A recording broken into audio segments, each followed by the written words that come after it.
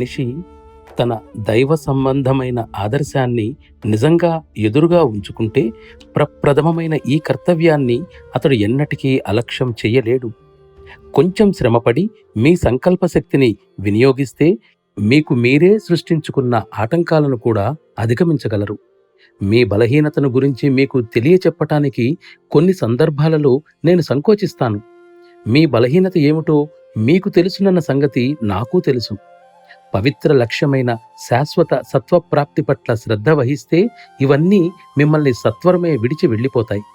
ముక్తికై మీ పయనంలో మీకై మీరు కొంతవరకు చొరవ తీసుకుంటే ఈ విషయంలో నేను కూడా మీకు సహాయపడగలను. సామాన్యంగా మనుష్యులు తాము మరిగిన అలవాటును వదులుకోవడానికి ప్రయత్నించరు. ఎందుకంటే దానికి తామెంతో శ్రమతో ప్రయత్నించి కష్టపడవలసి వస్తుంది. సరే, దాన్ని నేను అంగీకరిస్తాను. వాటిని వదులుకోవడానికి ప్రయత్నించవద్దు. కానీ అదే సమయంలో జీవితపు యథార్థ లక్ష్యాన్ని పొందటానికి తగిన పద్ధతిని అవలంబించి మీ శక్తి కొలది ప్రయత్నించాలి.